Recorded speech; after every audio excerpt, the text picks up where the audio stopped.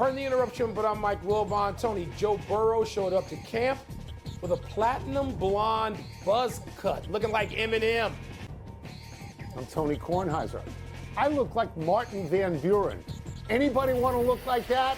Or am I the only one that wants to look like that? Martin Van Buren, is he on the country charts?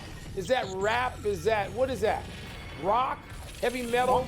Not R&B. I would recognize if he's R&B. Yeah, no, he's not. I mean, he's in, old presidents for 400. Martin Van Buren. Who does he look like? He looks like me. Welcome to PTI, boys and girls. In today's episode, the NFL pushes for 18 games. Tarek Skubal is making it hard for the Tigers to trade him.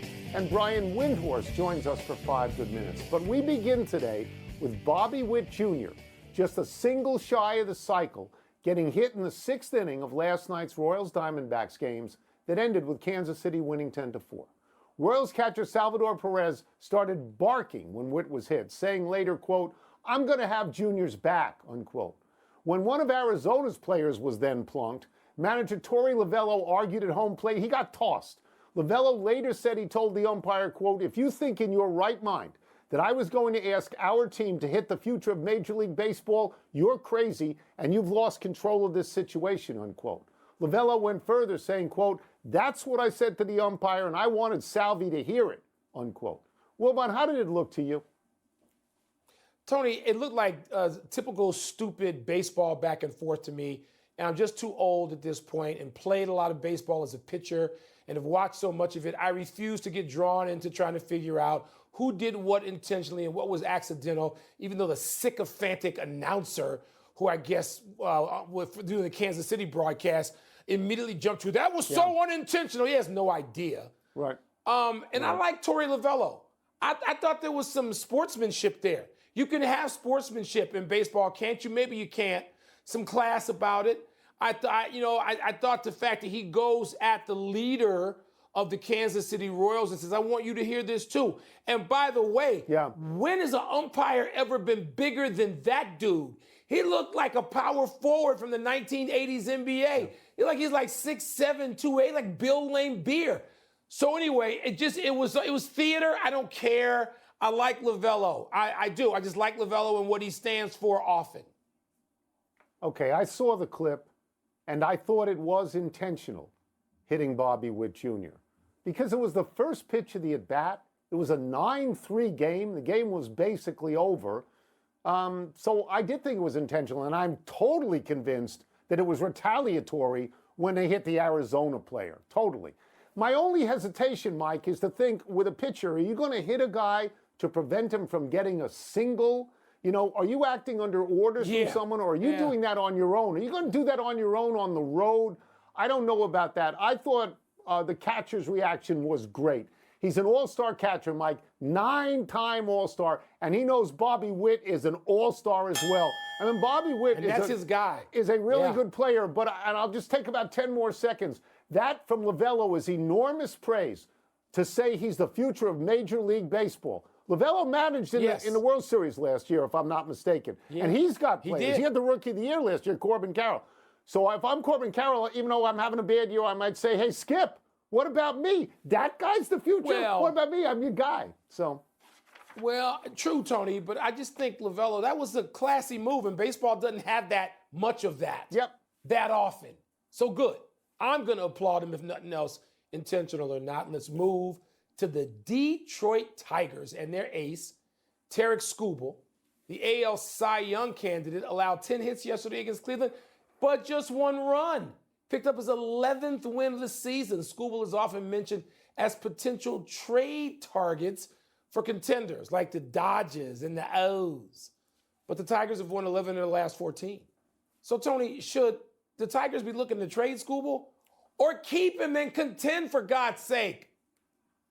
Okay, so this is my favorite time of the year in baseball, the trade deadline. It's my favorite time of the year in all sports, trade deadlines. I really enjoy that. So should they trade him?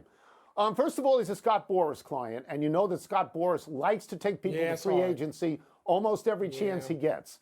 But they have his rights through 2026. That's a long way off, so they don't have to trade him now. I'll just tell you a parable. 2 years ago around this time, the Washington Nationals traded Juan Soto. And people in Washington were heartbroken because Juan Soto could very well end up as one of the all-time great players. He's not walking through that door again. But now it's 2 years later. They got 3 players who really helped. They got C.J. Abrams as the all-star shortstop. They got Mackenzie Gore as probably their number 1 starter. And they got James Wood, who just came up. He was the number 1 prospect in the minor leagues. He's playing in the bigs now, and he's hitting the ball. None of these guys are Soto, but you got 3 players to help with a rebuild. So what I'm saying, Mike, is it's not cut and dried. There is nuance to whether you trade or not. Tony, there is, and I hear what you're saying. You make a great case. But, Tony, you can get position players. Deals often bring back position players, but they don't often bring back starters. You and I talk every day, and with every guest we have from Major League Baseball about starters. Okay, so Skubal, who's I think 27 years old, 27, 28, 29, 30, 31, 32. Those are your primaries. I think about a guy like Jake Arrieta. That's right. Jake Arrieta, who didn't hit his prime. He was like 25 and 29. He gets to 28 years old, and boom, 2015, 16, 17, 18. He's an ace. And so Skubal could do that. I understand the Tigers are not in contention yet, but don't you owe your fans something? Can't you build, can't you keep this guy under your control, even with Scott Boras, for 3 or 4 seasons, which is as long as it goes? Well, at least 2 more. I think we're both saying the same thing. It's a hard call. It's a hard call. It is tough. It's tough. We moved to the NFL, and a piece by our friend Mark Maskey in the Washington Post that the NFLPA was engaged in discussions with the league about a potential 18-game schedule. NFLPA Executive Director Lloyd Howell is not dead set against it. Howell said, quote, "I call it bargaining," unquote, and referred to money, field surfaces, time off, OTAs, and safety as possible chips for the NFLPA, excuse me. Wilbur, could you see the players supporting an 18-game schedule? Yeah, they're going to support an 18-game schedule. And, Tony, let me declare my baggage, all right? This is sort of new baggage. Yeah, he's your boy. Friendship is not new. Lloyd Howell is a personal friend and has been that for a long time. So let me get that out of the way. And I believe in his expertise and his intellect and his ability to persuade and guide and negotiate. I do. And this is a negotiation. That's what it sounded like to me. I hate the notion of an 18-game schedule because I think the league just lies. It doesn't even pay lip service. It lies. It talks about, health and safety being a primary issue, and it isn't. Money's the primary issue. It's the only issue. They don't give a damn. So that's my thing. And the players have to know that.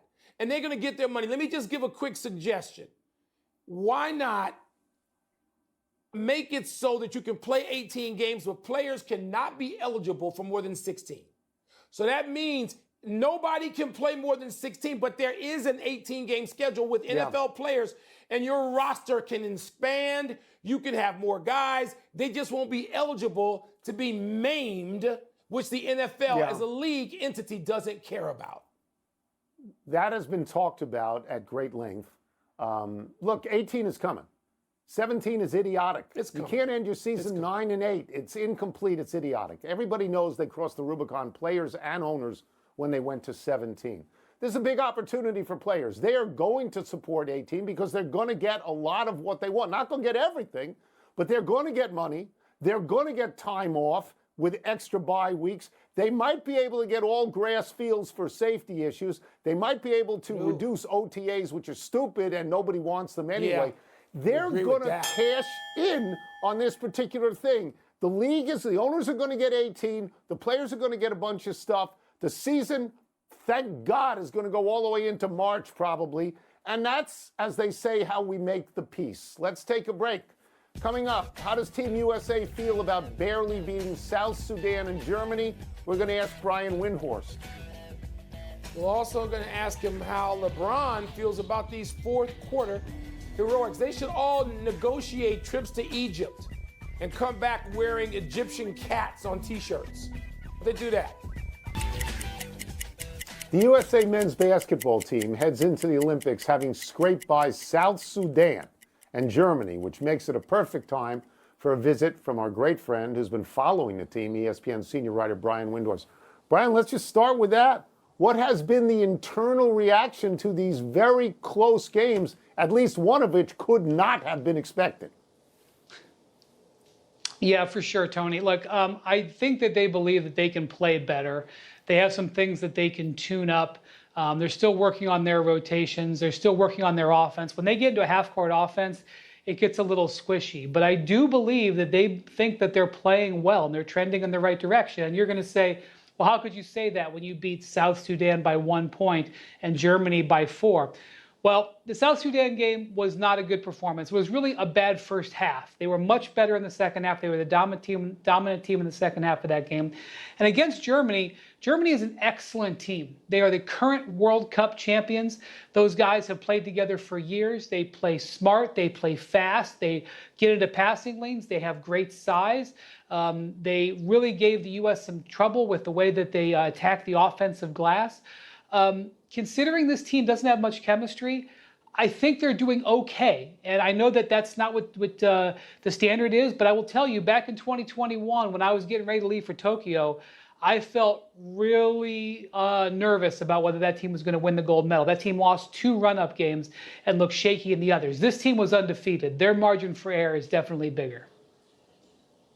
All right, Brian, you know I'm working with a skeptic here for the last 100 years who doesn't want to believe that what used to be a huge gap has now been cut to almost nothing by an international basketball scene, which has really improved globally.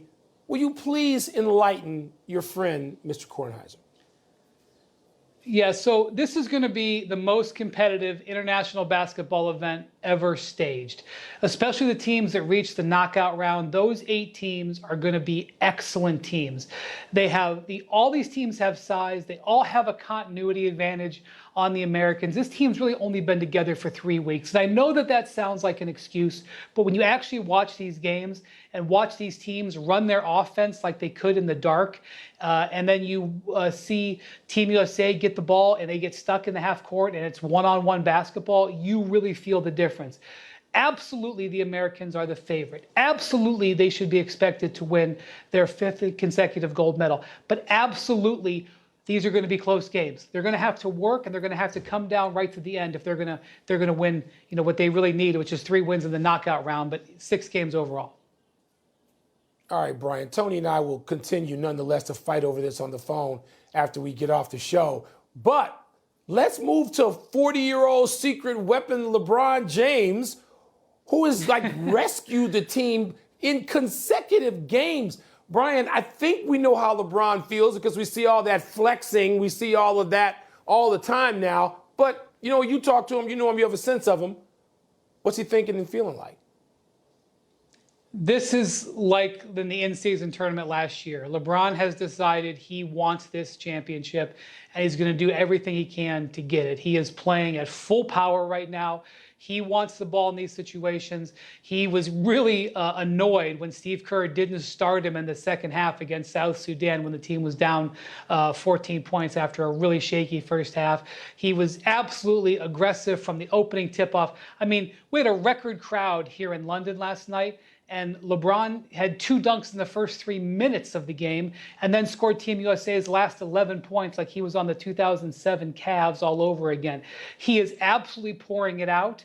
He is going to, work at both ends of the court. I know that he's got, at this point in his career, he has to moderate his energy. You can bring up tape of games in January and February where he is not playing full power. He is at full power. And I think one of the interesting things about this team, and maybe it speaks to where Team USA is going to be in 2028.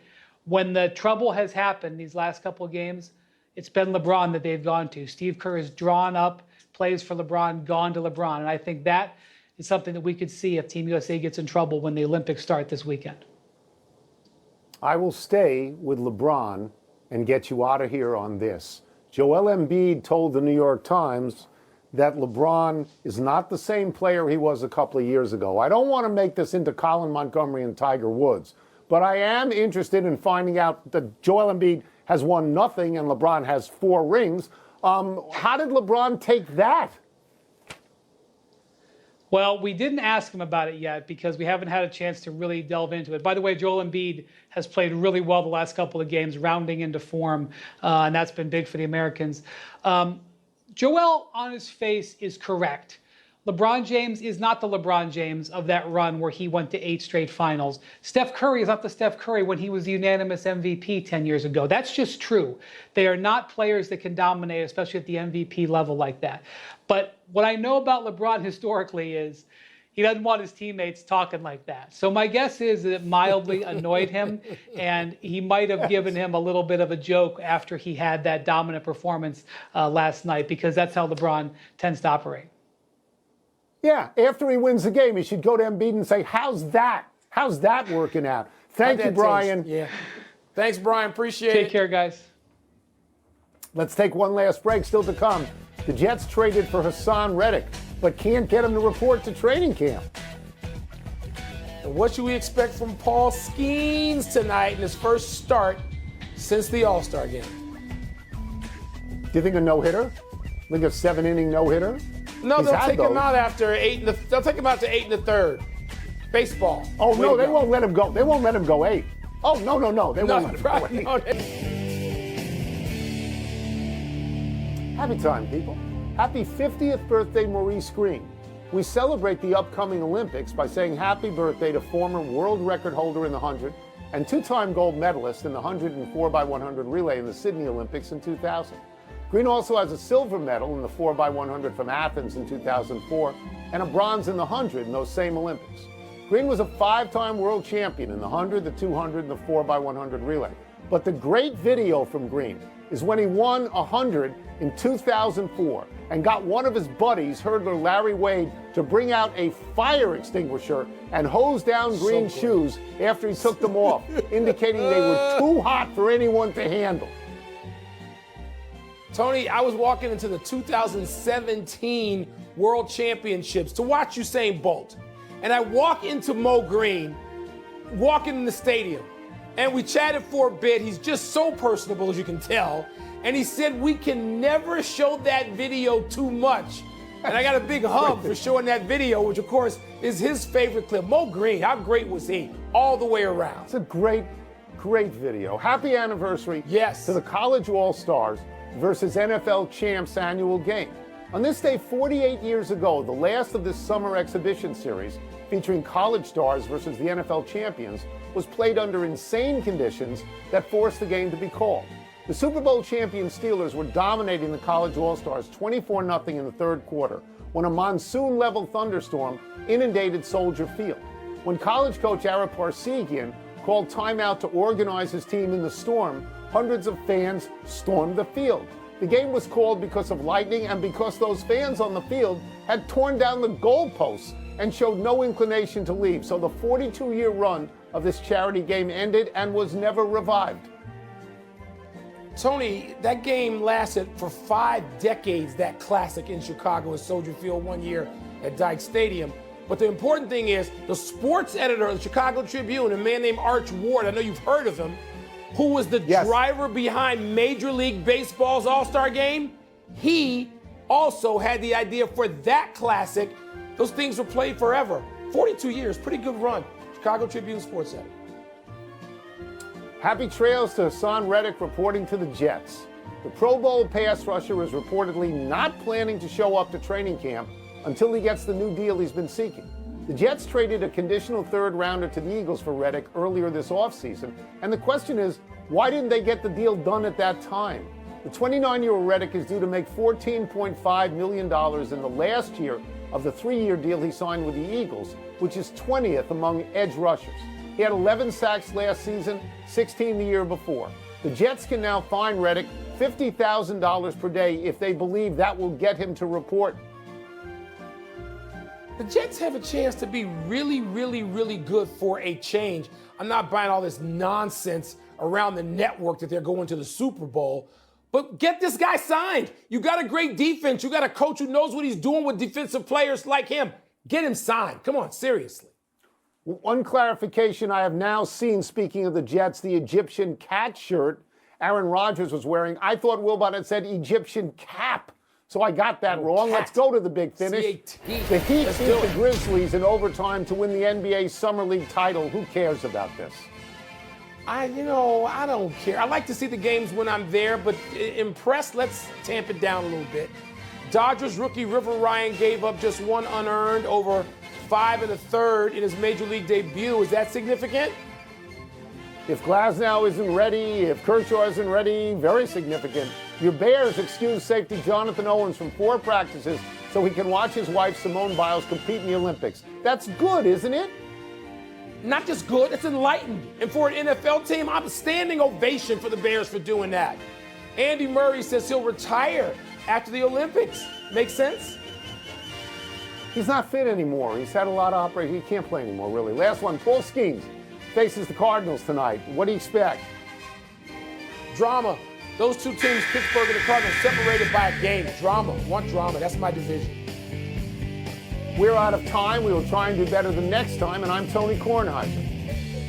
And I'm Mike Wilbon. Same time tomorrow, knuckleheads. Shout out to Michael Cornwell, who I've known since birth. MVP of the Hungarian Bowl 18. Returning interceptions all over the place. Dude, congrats. Good. Shout out to the Bengals, too.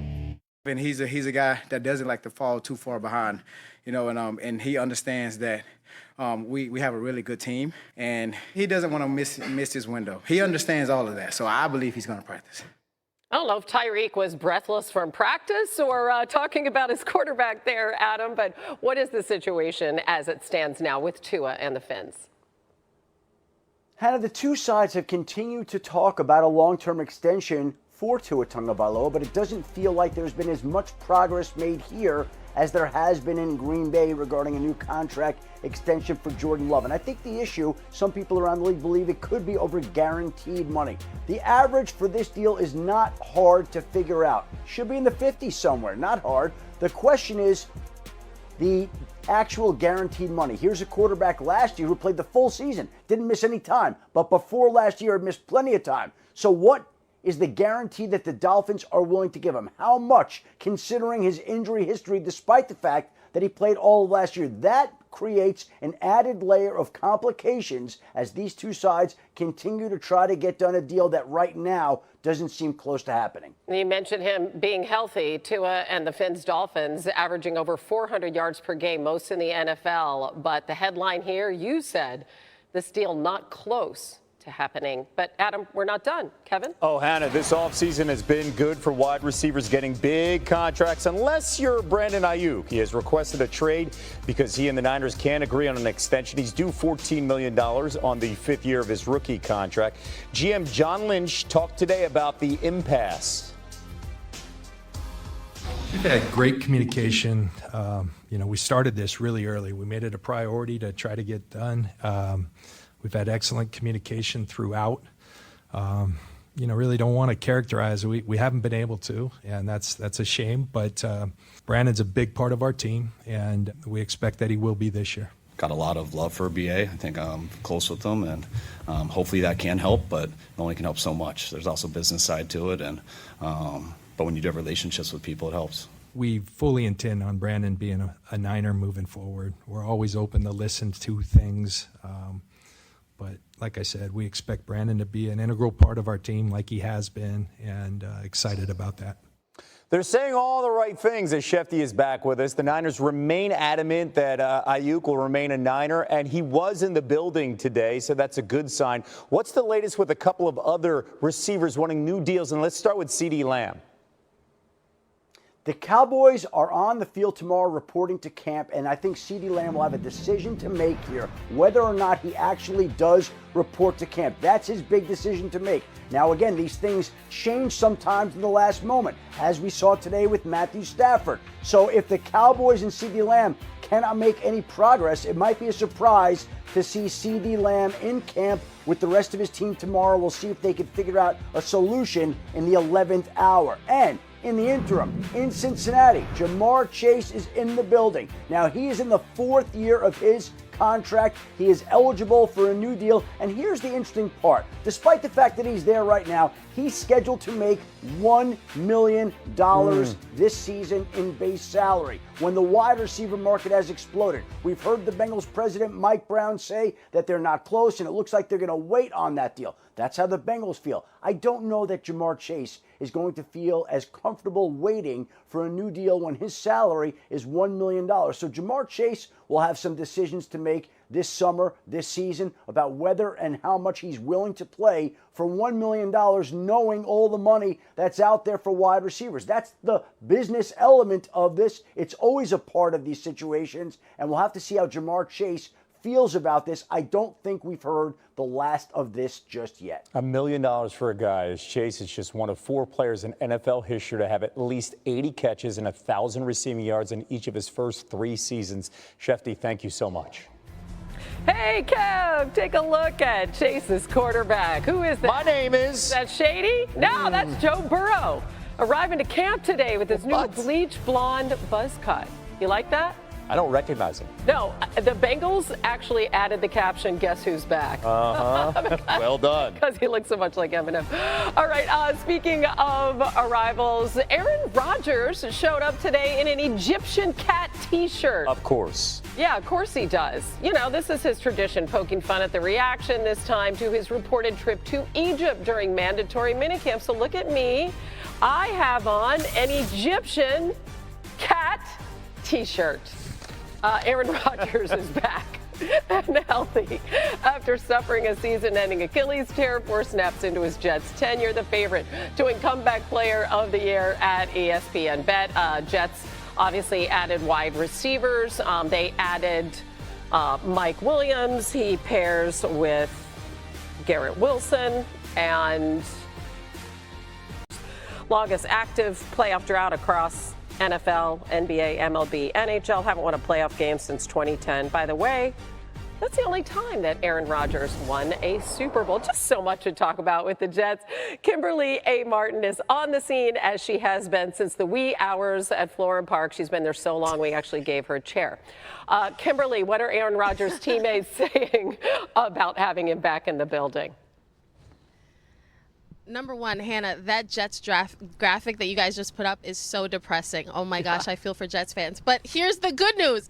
Aaron Rodgers, guess who's back? Aaron Rodgers, like you just said, his troll game, still top tier with the Egyptian cat shirt. But the more important thing to know is the Aaron Rodgers we don't get to see. His teammates talking, to us earlier this afternoon about the type of leader he is. Quinnen Williams talking about how Aaron Rodgers sets the standard for excellence by the way he walks, the way he talks. And when I talked to Garrett Wilson, their top wide receiver, about Aaron Rodgers, he more than raved about the leadership and why he's so excited to have Aaron Rodgers back. Take a listen. He's got aura for sure. I feel like you see that word thrown around a lot nowadays. He's got that. He's like the epitome of that. But when he gets to spinning the ball, it's a sight to see, and to be on the other end of it. Like I said, I'm blessed, but yeah, we got to find a way to keep that boy upright and get better every day. And yeah, I mean, we're gonna do it. We're gonna do it. You heard it here. They're going to do it. The key is keeping him upright. Now, Aaron Rodgers did not talk to the media today. He's expected to talk tomorrow, but I did check in to see if there would be any restrictions on Aaron Rodgers. Could he play less in the preseason? Are they worried about a 40-year-old quarterback coming off an Achilles? And I was told no. They're still going with the same plan that they had last year. Obviously, that's subject to change, but as of right now, Aaron Rodgers is back, fully healthy, and ready to roll, Hannah. Yeah, and they made some additions on that offensive line, so Garrett Wilson can't do anything about keeping him upright, but hopefully that O-line can. There is, though, one notable absence, and perhaps you can shed some light on this for us. So Hassan Reddick is nowhere to be found. The Jets trade for him knowing that he wanted an extension, and they don't have a deal, and he's not there. What's the situation, Kimberly? Hannah, that is actually the biggest story coming out of Florham Park today, the absence of Hassan Reddick. Listen, the Jets, I can tell you, are just as surprised as we are that they are in this position right now. When they traded for him back in April, they understood his contract situation, but I'm told, according to sources, that the expectation was, prior to the trade getting done, that we will continue talking about a contract extension. And Hannah, if that were not to get done, the expectation was that Hassan Reddick would still be in the building, would still report to minicamp, training camp. So the fact that we are 3-4 months out and he's not here is a big deal. He's subject to a $50,000 fine every day. And I can tell you, the Jets are open to having more conversations, but they do not plan to negotiate with a player who is not in the building. So Hannah, keep an eye on this story because this is a big one. Wait, so he's not in the building. They're not going to negotiate with him unless he shows up. Okay, that's a very interesting game of who's going to blink first, I guess. All right, Kimberly Martin, good work all day today. Thanks. Kev? Hannah, the most dominant Olympic team is the women's hoop squad. They have not lost an Olympic game since 1992 showcase contest before the Olympics between Germany and Team USA. Here's Brianna Stewart talking about the team's chemistry. Since we've just gotten together, we probably won't show everything we've got because we haven't even gotten great at the basics. So focusing on the small things. Small things. Let's get everybody involved. Early in the contest, USA up 3-0. Then it's Stewie. Yeah, she had 15 points, getting that feed from Diana Taurasi. The team chemistry looking really good, locked in. How do you get everybody else involved? All right, find the open person that's cutting and reward that lady. That is Asia Wilson, getting the feed from Chelsea Gray. Nice pass between Ace teammates. Then Gray, full court pass to Stewie to Nafisa Collier. Yeah, the chemistry looks good. They're up by 9 early on. Ionescu to Alyssa Thomas, who finds Jewel Lloyd on the wing. Buckets. She had 11 points off the bench, and they are cruising along. Under 8 minutes left in the third now. Up by 15. Wilson and one. After making the free throw, they were up by 18. Later in the quarter now, the lead ballooning. Stewart to Wilson inside. Yeah. USA up by 15. Wilson posting up. She had 19 points, 14 rebounds through 3 quarters. They're up by 14 at the end of 3. 27 assists and 30 field goals made. That's how you get everybody involved. The no-look pass to Thomas from Jackie Young. Great pass. The bench loving it. U.S. wins the showcase game in dominating fashion, 84-57. It's the final tune-up before group stage begins on Monday against Japan. And the U.S. is a massive favorite at ESPN Bet to win its 8th straight gold medal, which would break the tie for the longest gold medal streak in men's or women's basketball Olympic history. They're rolling. That defense in the secondary, they also brought in the number 3 ranked recruiting class, which includes 6 top 50 prospects. Ryan Day today on the expectations coming into the fall. I think especially this time of year, the easy thing to do is focus on, the goals, focus on the end of the season. But that's really is a waste of time if we don't build the foundation right now. Now, our guys, they know what the expectation is. You've heard some of them say, what their goals are. We're not going to shy away from that. We want to win the rivalry game, be right in this stadium right here, win this Big Ten championship, win a national championship. We know that. But at the same time, that can't be our focus because that's a distraction from where we are right now. And so where this season goes and what this team looks like is going to look a lot different than it did last year.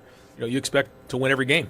That's just what it is. And if you don't think that's the case, try losing a game at Ohio State. You're expected to win them all. So that's not new. We embrace it in recruiting, and we want to make sure that those type of people are in our program.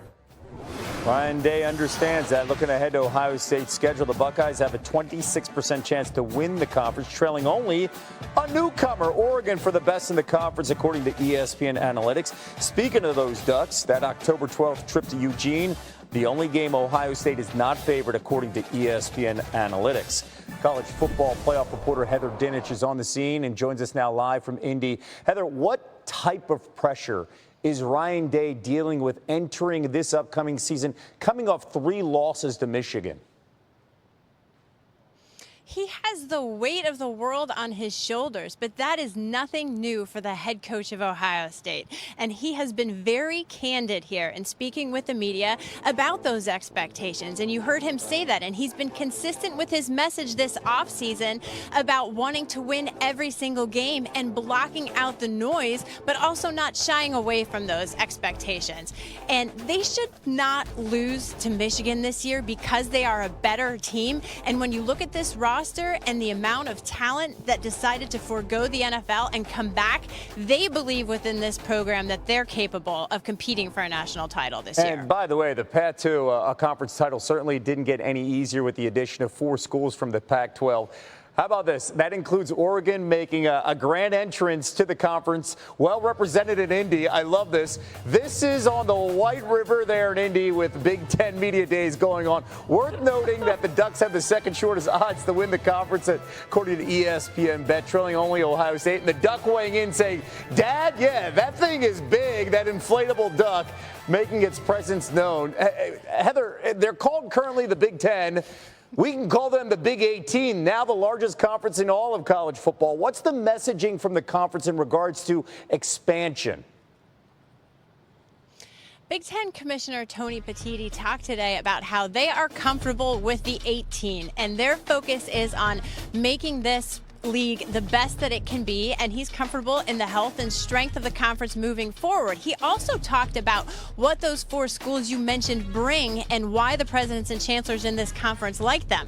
It starts with the academics, but then it's also success across all sports, and then finally, who's the most additive in college football, because they know that brings value. So they're happy with where it is right now, but they also realize there's going to be a lot of tough road trips in this conference, so they will constantly reevaluate that across all sports moving forward. And the one everybody has circled is Ohio State in October, traveling to Eugene to take on the Oregon Ducks and the current Heisman favorite, Dylan Gabriel. HD, thank you so much. Hannah?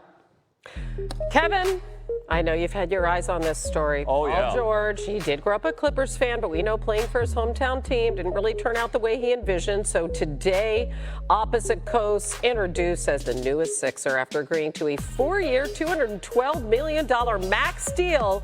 He spoke about this new chapter and joining a new Big Three with Embiid and Maxey.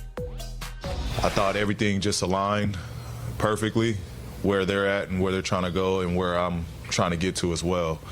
I think we got a real legitimate shot. I've always been a fan of Tyrese and Joel from afar. And Joel has secretly been one of my closest all-star game friends. And so, it kind of felt inevitable that at some point we would link up and be teammates. So, I'm all in. My family's here all in, and I'm excited. I'm looking forward to this next opportunity. We don't really refer to the process anymore, do we, No, Kevin? That's please. long ago, I mean, right? We can't utter those Embiid words, likes can we? to be called the process. Yeah, but after we can't. that, There is no we've process. Moved on. We've All moved right. on. Let's just say that veterans Andre Drummond and Eric Gordon were also added on 2-year deals. Caleb Martin is coming off a season he averaged a career high in points. They do draft Jared McCain, too, out of Duke. So, Rory's done a great job revamping the entire roster. Yeah, let's see if it all comes together. There you go. You're blessed. Blessed by the Sixers fan, our resident Sixers fan. All right, coming up.